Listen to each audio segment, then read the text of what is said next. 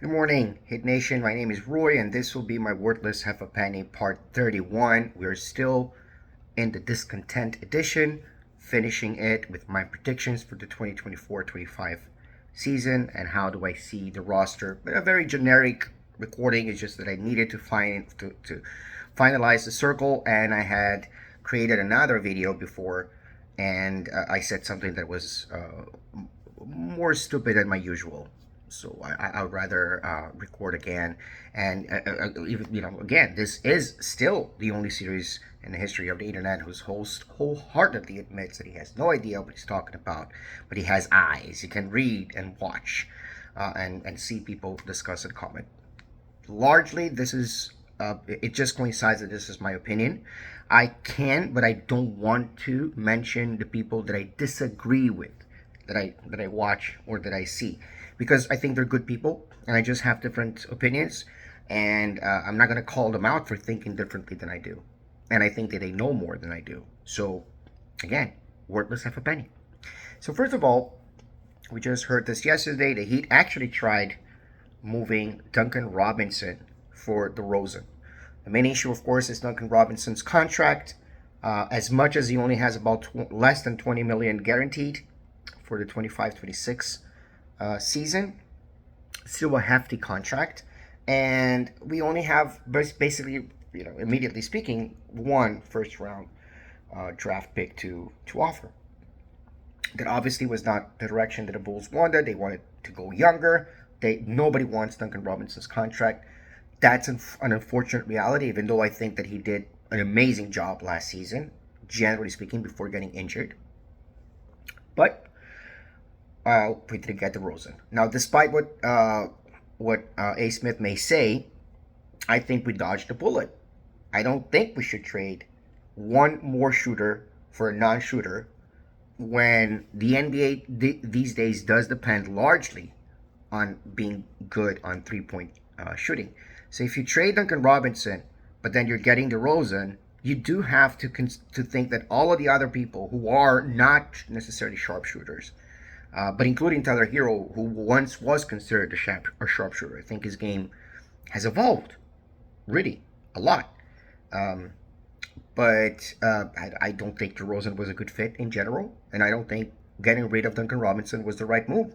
I don't know why they didn't try Tyler Hero, but that just goes to show that, I think it was Sean Rochester from Five Reasons Sports who said that we can call Hero the Teflon guy, right? Nothing sticks. He's always surviving those straight rumors and coming back to the next season. Now the CBA can make things more fairer, let's say, for the future. Even though this is something that I've analyzed myself, I have to give credit again to Andy Nichols for having put it so eloquently. The CBA has pretty much is trying to ensure that we don't have too many rings with asterisks,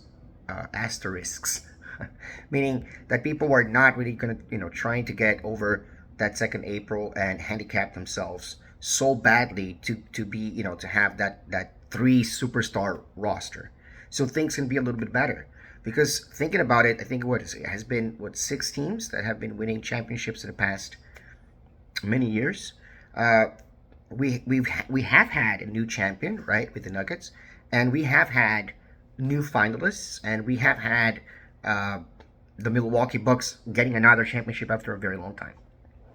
But generally speaking, it's Lakers, Celtics. That's pretty much Lakers, Celtics, Cavaliers, Warriors, um, the Nuggets, and one more team right now is escaping me. I don't basically make things a little bit more fair. So it does handicap as severely, and this is basically the roster that we are bringing into next season.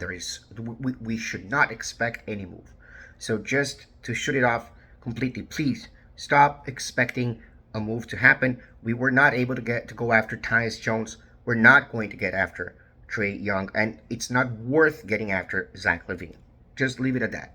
Okay. So regardless of whether or not I buy into the Trae Young trade, that's not happening. So it's completely fruitless to talk about it. Our roster will be Butler, Hero, Jaime Jaquez Jr., Duncan Robinson, Pelle Larson, Terry Rozier, Josh Richardson, Alec Burks, Nikola Jovic, Haywood Highsmith, Bam Adebayo, Kevin Love, Khalil Ware, and Thomas Bryant. What I think Spo is going to do, classic. That's what I think. Rozier, probably hero, but I'm thinking maybe Duncan Robinson. JB, Haywood, Highsmith, or Jovic. I'm thinking probably it will start with Jovic, and Bam, and then the sixth man is going to be Hero. That's, I think, best case scenario. Otherwise, if it's not like that, then sixth man is probably going to be, in that case, Duncan Robinson maybe. What I would like to see, honestly, something like Nikola Jovic. I was convinced by a video I watched recently. Duncan Robinson, Jimmy Butler, Bam Adebayo on PF. That would be a great idea, but that depends a lot on a rookie, and so I am not going to be unrealistic. Bam Adebayo or Haywood Highsmith, preferably Haywood Highsmith to begin with, maybe, and then give Khalil Ware some minutes. But why not try that? And then you're going to have either Khalil Ware as center or Bam Adebayo. So if Khalil Ware is a center, then I want Bam Adebayo to be the PF. But, and of course, the sixth man in this case would be Rozier. Bam Adebayo has said during his interview something that kind of hints at the reason why I do so well with the U.S. team is because, I'm basically surrounded by a bunch of undrafted players. If that's his assessment, I think it's not an unfair assessment. But I'll repeat this. The reason we got to where we got to is because the front office believed in the players they had. And instead of going after the established ones and basically deconstructing the roster when we had the opportunity to do so, they kept basically replenishing the same moves that put us in the position that we are now, which I don't think is a position that the front office wanted to be in, because I think that on paper, we are indeed about 7th to 9th seed at best, which is not something that we would be proud of watching. It's going to be a lot of pain during the season because it's going to be a lot of losses. But I think this team can surprise us because ever since Jimmy Butler came to the team, we've had surprises. So my expectations are, again, watching development. I said this before, I'll say this again, watching development, watching the fact that if anybody gets injured in the vet side, it's the rookies who are going to come, right? Our 3-2 ways are thus far closed. They can be, of course, changed. Zion Pullen, Keshad Johnson, who, my God, this guy did so well in the summer league, and he impresses very well, and it's just easy to like him. And Drew Smith, for some reason that I don't know, and I wish somebody can find out why Drew Smith, but depends on the reason. They don't want to say that to save face for the guy, which again is beyond me.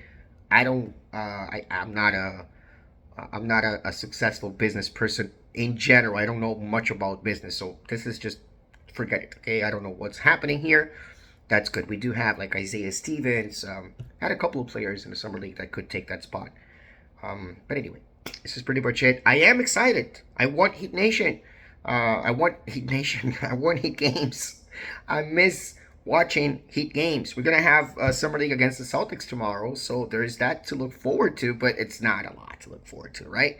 I actually want to hear Eric Reed say, "And off we go with another Miami Heat NBA adventure." And I just want to be alive for that. That's my goal. Let's go Heat.